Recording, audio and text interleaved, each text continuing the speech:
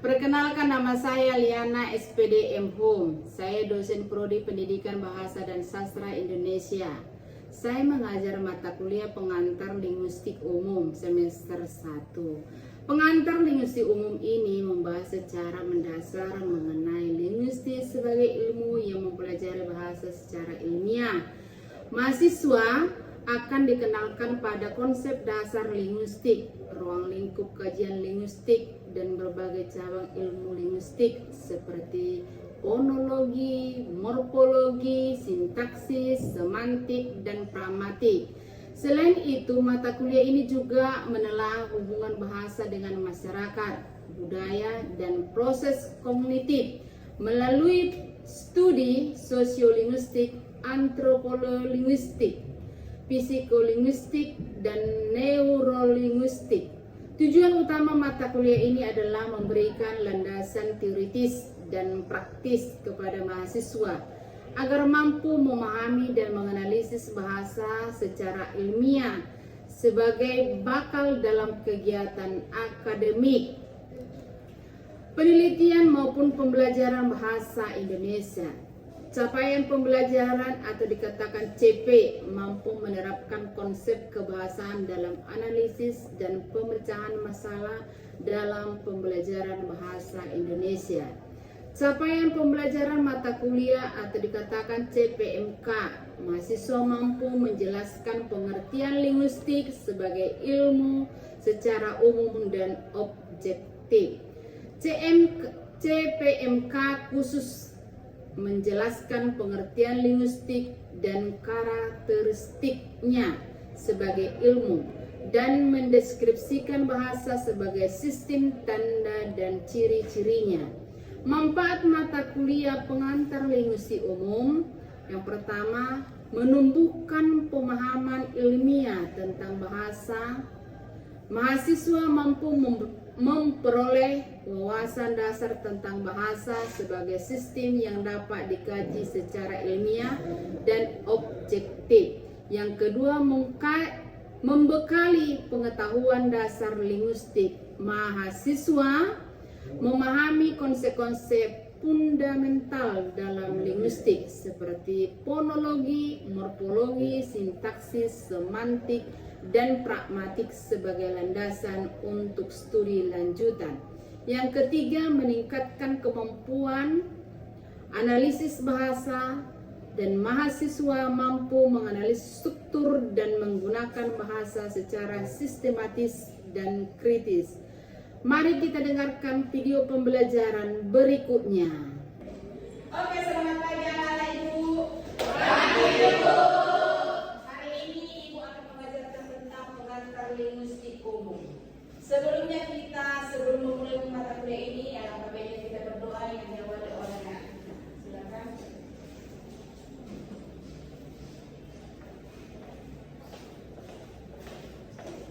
Saudara-saudara terkasih, mari kita satukan hati kita akan bersatu dalam doa. Dan Bapa dan Putra dan Roh Kudus. Puji dan syukur dan Tuhan dan berterima kepadamu atas segala berkat yang Kau limpahkan kepada kami. Dengan kasih-Mu kami masih bisa berkumpul di ruangan ini dengan keadaan sehat. Ya Tuhan, kami ingin memulai pembelajaran kami dan pembelajaran yang akan kami pelajari dapat berguna dalam kehidupan kami. Mulia nama Tuhan tidak sepanjang segala masa. Amin.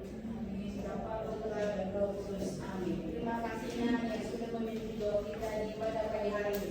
Oke, masuk lagi satu pengantar linguistik. Di sini dikatakan linguistik adalah ilmu yang mempelajari bahasa secara ilmiah, sistematis, objektif, dan deskriptif. Linguistik tidak hanya melihat bahasa sebagai alat komunikasi, tetapi juga sebagai sistem yang kompleks dalam terstruktur. Artinya tahu nak bahwa linguistik itu adalah suatu bahasa. Berarti bahasa itu adalah alat komunikasi. Bahasa itu siapa saja bisa menggunakannya. Misalnya orang Batak Toba bisa menggunakan bahasa Batak Toba. Orang Karo bisa menggunakan bahasa Batak Karo. Bahasa Semalungun bisa digunakannya. Bahasa Nias, bahasa Gayo, bahasa Melayu juga ada. Jadi semuanya itu adalah linguistik, itu adalah bahasa. Bahasa itu kalau dikategorikan adalah alat komunikasi. Kenapa dipentingkan komunikasi? Karena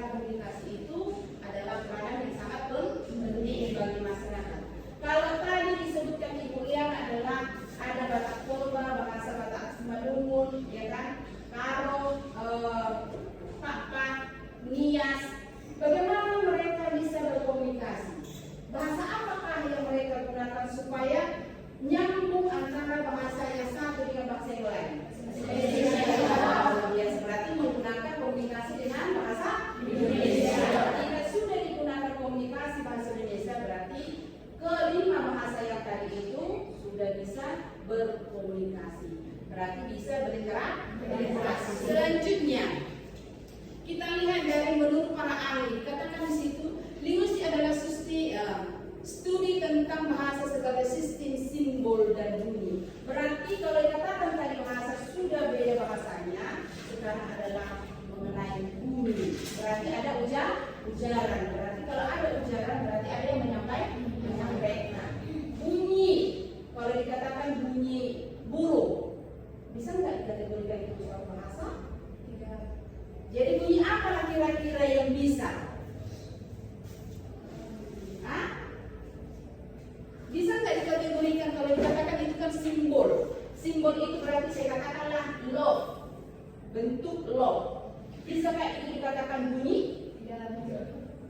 Jadi bahasa itu dikatakan bahasa. Bisa nggak simbol itu dikatakan jadi suatu bahasa? Bisa. Saya katakan main mata saya.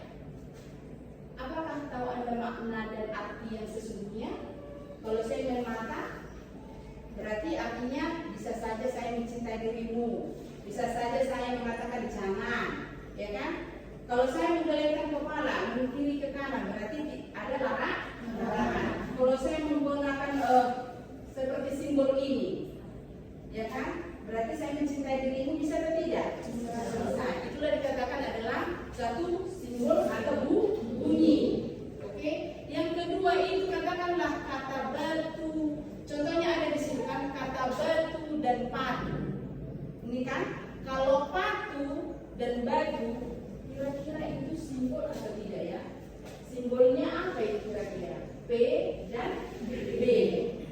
Kenapa di awalan itu hanya berbeda sedangkan yang lainnya A, T dan U adalah sama. Sedangkan B dan P hanya itu yang berbeda, ya kan? Bunyi P dan B. Maka ada tak maknanya arti dari batu dan patu? Kalau batu berarti bisa suatu bangunan rumah. Kalau patu berarti menurut, mengikuti. Bolehkah salah satu mahasiswa yang bisa memberikan contoh mengenai simbol bunyi? Oke. Contohnya itu seperti 5 sama 5. Karena di awalannya itu tidak berubah, tetapi akhirnya berubah seperti I, M, A. Akhirnya itu sama, tapi di awalannya itu L sama beda. Berarti yang berbeda adalah simbolnya itu L dan R. Kalau 5 berarti penyebutan Untuk angka-angka 1, 2, 3, 4 dan 5. Sedangkan 5 adalah suatu bunyi atau suatu puisi. Nah, itu dia ya. Oke, yang kedua simbol bunyi dalam bahasa Indonesia. Huruf kalau dikategorikan di situ adalah bahwa di situ dikatakan huruf T dalam kata cinta. Huruf C, kata cinta. Ada enggak kalau kita simpulkan tadi itu yang saya katakan lambang tadi? Ya kan? Bisa enggak sebagai suatu bunyi? Ya kan? Berarti ada satu cinta. Yang dialek, kalau yang ketiga adalah dialek atau eksmen. Dalam linguistik variasi mengucapkan bunyi, misalnya orang mengatakan tidak menjadi enggak. Kalau ini biasanya digunakan di Jakarta. Kata tidak ini bagi orang Indonesia kan di Medan ini kan tidak kan biasa.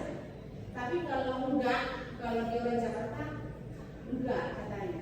Berarti kenapa dikatakan di situ mengakuinya bahwa bahasa Indonesia kata tidak di sini baru, kalau di sana enggak katanya. Karena di lingkungan tersebut adalah tidak semuanya menggunakan kata tidak. Berarti satu masyarakat itu adalah kesinkronannya. Berarti sama-sama mensetujui apa saja bahasa yang digunakan. Misalnya kalau di kampung kami bahasa Bataknya Masyarakat. Kalau masyarakat itu kan kalau di kampung kami membantu, misalnya saya ke kawan ini. Saya kan nggak bisa bayar uang sama dia, ya kan? Jadi saya menggunakan bahasa di kampungnya ini adalah ayo di dalam sudah dulu bekerja, besok di dalam kita bersihkan. Jadi masalahnya kepala manja. Jadi kalau di kampung ini bisa saja berbeda bahasanya. Jadi artinya itu tergantung bahasanya masing-masing yang ada di sekitar masing-masing. Baru muncullah kita. Jadi linguistik itu melihat bahasa bukan sekedar kumpulan kata, tetapi sistem yang terstruktur dari simbol-simbol bunyi yang dipahami oleh penutur dan digunakan oleh komunikasi yang efektif. Jadi tergantung lingkungan masing-masing. Jadi kalau di Jakarta juga, kalau di sini kategorikan tidak. Oke, itu yang katakan tadi kata 5 dari 5. Selanjutnya kita bentuk paradigmanya adalah dikatakannya di situ. Linguistik adalah studi tentang kompetensi bahasa, yakni mengetahui institut manusia tentang sistem bahasa. Kalau dikatakan di situ adalah bahwa itu harus paham betul kita. Kenapa? Harus kita mengetahui bahwa apa yang sebenarnya kita ucapkan. Jika kita mengucapkannya, apa? Jadi harus tahu. Tahu yang kamu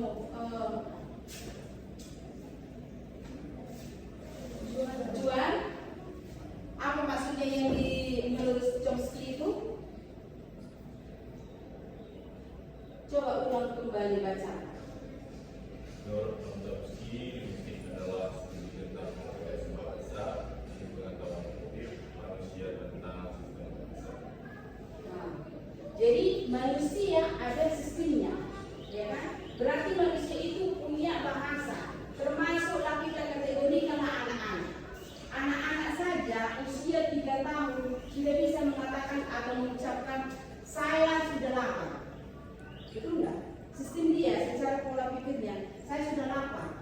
Kalau dia sudah lapar berarti dia secara tidak sengaja dia sudah mengetahui. Kira-kira kalau 3 tahun sudah tahu nggak mengucapkan kata-kata saya sudah lapar, saya sudah makan, saya sudah haus, gitu kan? Sistemnya itu kan sudah langsung tahu dia. Tetapi kalau kita menggunakan ke dalam bahasa Indonesia di sehari-harinya, berarti secara tidak sengaja sistem dia, otak anak itu sudah berpikir apa yang sebenarnya dia inginkan.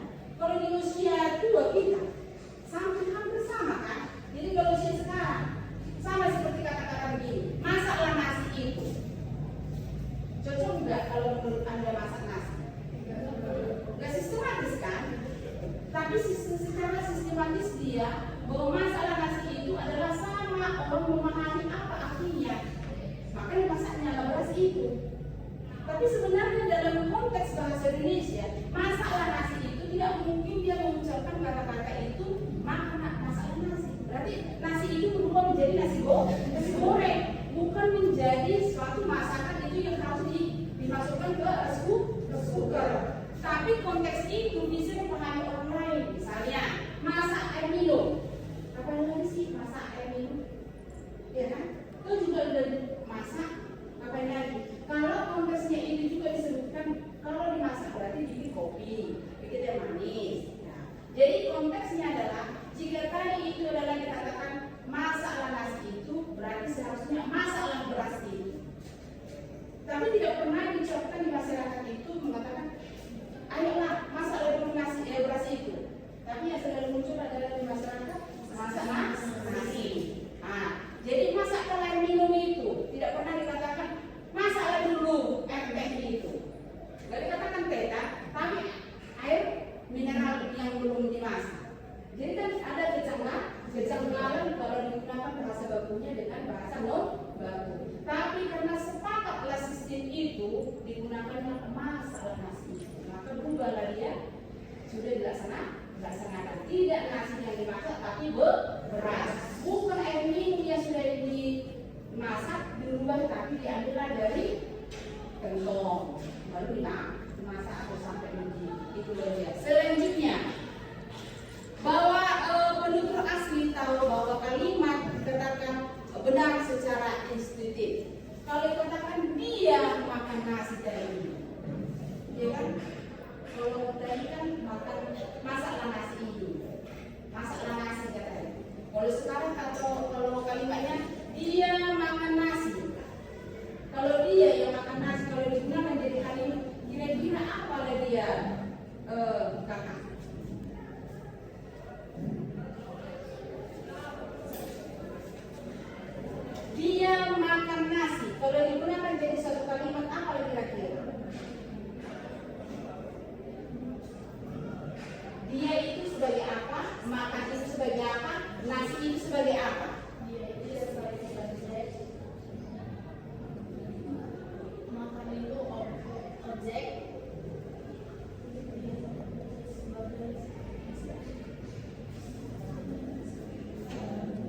kita dengarkan kakak ini.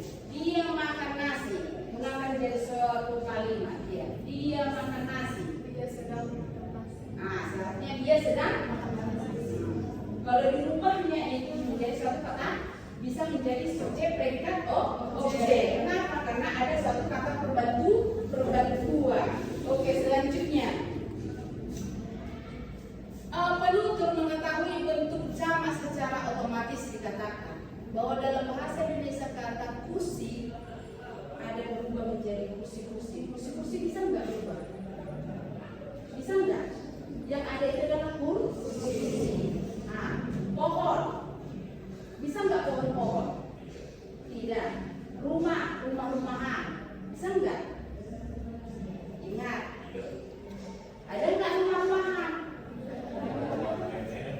Iya, tapi bermakna enggak dengan usia dini, dengan anak-anak seusianya itu berfungsi enggak bagi mereka? Nah, jadi enggak semuanya kata-kata kursi, pohon, baru rumahan. Berarti ada maknanya, ada rumah, ada rumah. Berarti rumah itu untuk orang yang dewasa, sedangkan rumah itu dikategorikan untuk anak-anak. Kata orang ada enggak? Ada. Kalau orang kita sendiri, kalau orang menjaga burung bisa berarti punya makna atau tidak? Punya makna, menggunakan simbol secara otomatis. Jadi kalau Anda di kampung, kalau ada orang-orang berarti itu orang. Berarti bukan orangnya, tapi orang-orang berarti dibentuklah seperti manusia. Inilah yang menjaga supaya bayinya tidak dimakan. Oke, selanjutnya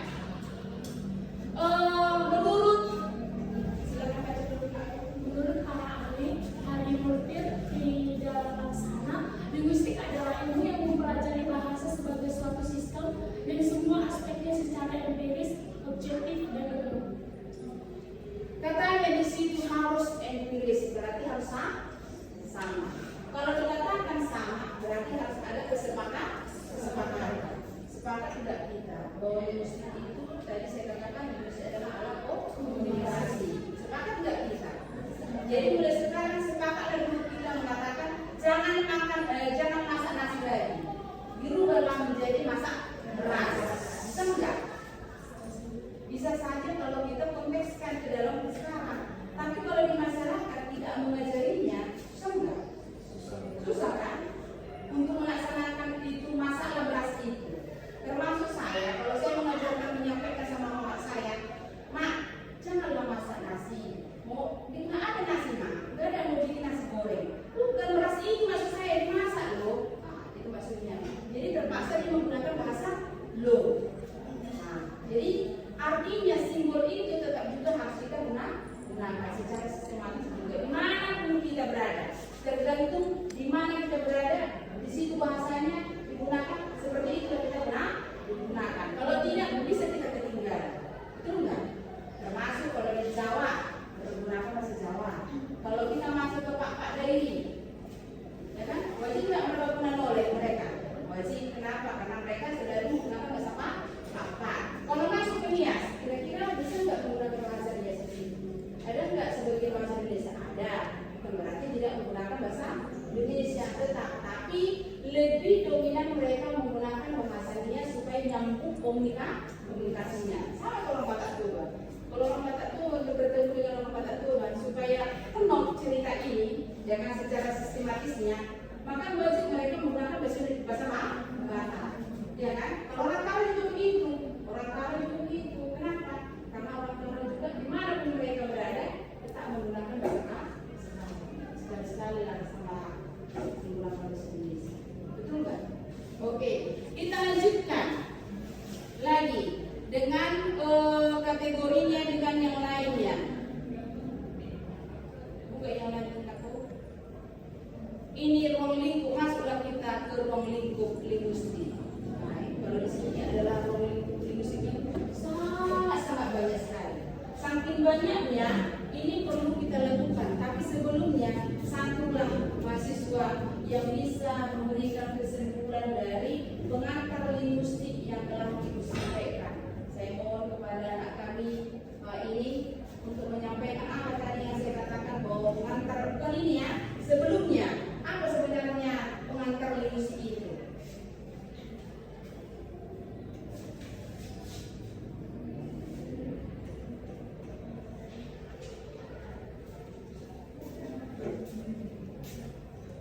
Apa di situ pengantar linguistik itu, Makku? Pengantar linguistik itu ialah ilmu yang mempelajari bahasa secara ilmiah, sistematis, objektif, dan deskriptif. Bisakah Anda satu contohkan itu? Contohnya seperti tentang batu dan paku yang seperti dijelaskan. Kedua kata ini berbeda hanya pada bunyi awal B dan B. Dari bunyi tersebut mengubah maknanya. Maka bunyi B dan P disebut fonem, yaitu simbol bunyi yang membedakan makna. Bisa nggak kamu berikan satu contoh seperti yang dikatakan tadi, padi dan batu dan patu. Kata mahasiswa tadi lima dan rima. Bisa nggak kamu berikan satu contoh yang bisa menyebutkan itu? Oke, saudara-saudaraku yang terkasih, sudah mulai mengantuk anak ini. Tapi mulailah kita kembali ke contoh. Tadi sudah disebutkan bahwa lari dan tari tadi. Selanjutnya akan kita dengarkan dulu si Maria. Apa contoh yang bisa menyampaikan lari dan tari? Silakan Maria. Lari dan tari itu memiliki makna yang berbeda dari L sama T. Beda kan Bu? Lari beda. Kalau lari itu gerakan cepat kaki, kalau tari itu gerakan tubuh.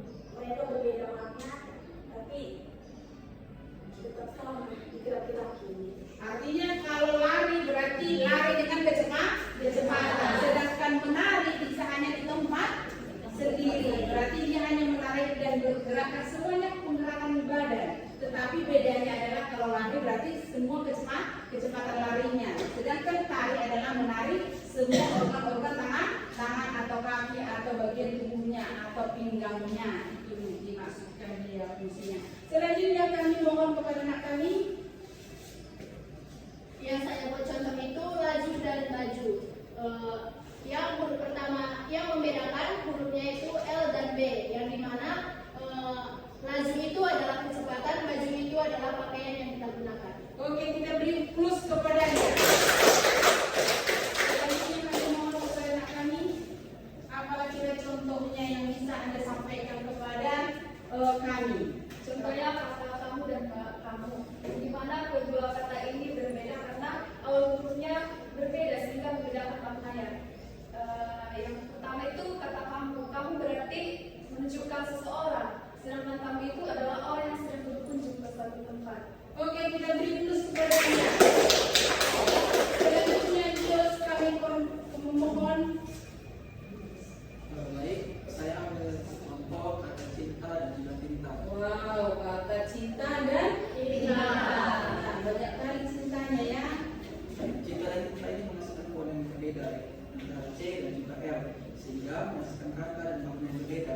Cinta itu adalah perasaan kita kepada orang lain, dan tinta itu adalah suatu cairan. Terima kasih. Wow, kita beri plus dulu. Berarti kalau cinta itu berarti satu pena yang bisa menuangkan dari satu kertas yang putih berubah menjadi satu tulisan dan coretan. Bisa berubah menjadi surat cinta kepada cintanya. Dari kata cinta berubah menjadi tinta. Tintanya itu bisa menuliskan suatu sketsa atau suatu ungkapan perasaan. Bagaimana dia fonemnya itu disampaikan dalam bentuk tulisan. Terima kasih. Oke, ada lagi yang bisa menyampaikannya? Oke, silakan. Oke, selanjutnya saya memberikan contoh kopi dan roti, di mana itu memiliki makna yang berbeda ya. Kopi itu minuman, kalau roti itu yang menutup kepala. Jadi kan memiliki makna yang berbeda. Perbedaannya itu K dengan T. Oke, kita beri plus. Kalau kopi berarti kita gunakan kalau terik matahari silakan Anda pakai kopi. Tapi kalau terbenamnya matahari jangan pakai kopi. Apalagi ada di rumah. Tapi kalau kopi kapan saja Anda bisa menikmati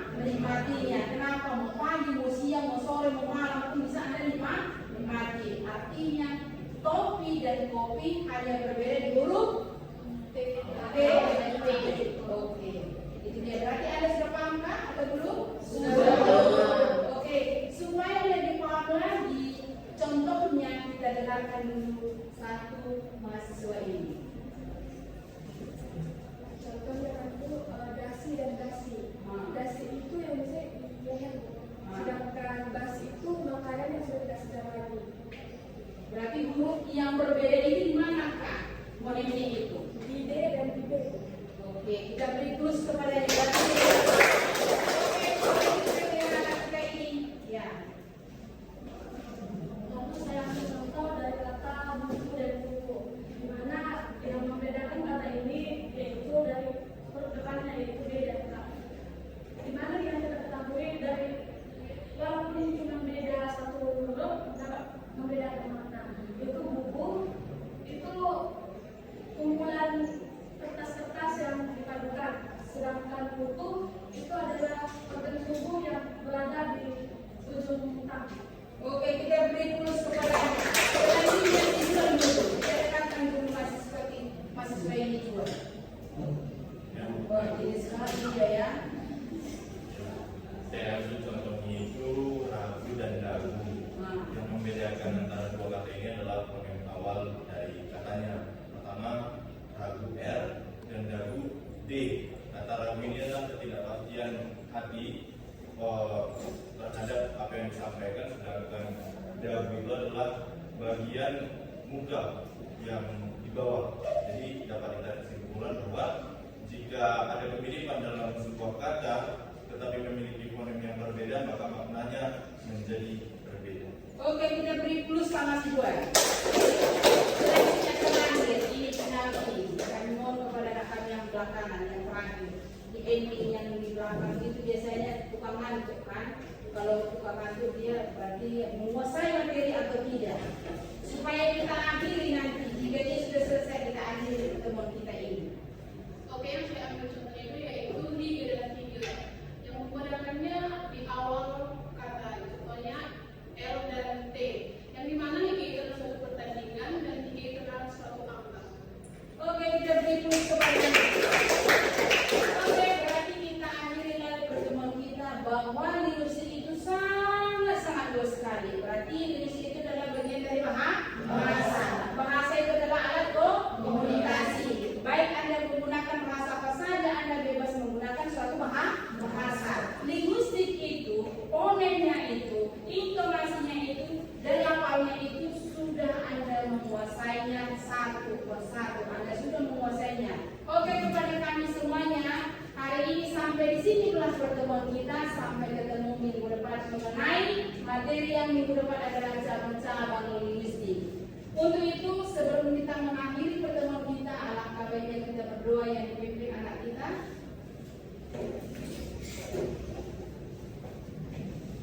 Sebelum kita mengakhiri pertemuan kita, ada kita berdoa dan mengharapkan dan berdoa dan berdoa. Memadakan ini untuk syukur kepada Tuhan, kau sudah memberikan atas kehidupan menjadi kita hari sampai ke siang hari kami dapat bertemu di ruangan pertemuan. Tuhan, saat ini sudah selesai proses pembelajaran kami. Semoga pembelajaran yang diberikan oleh dosen kami menjadi motivasi kami di masa depan. Sebentar lagi kami akan pulang ke kos kami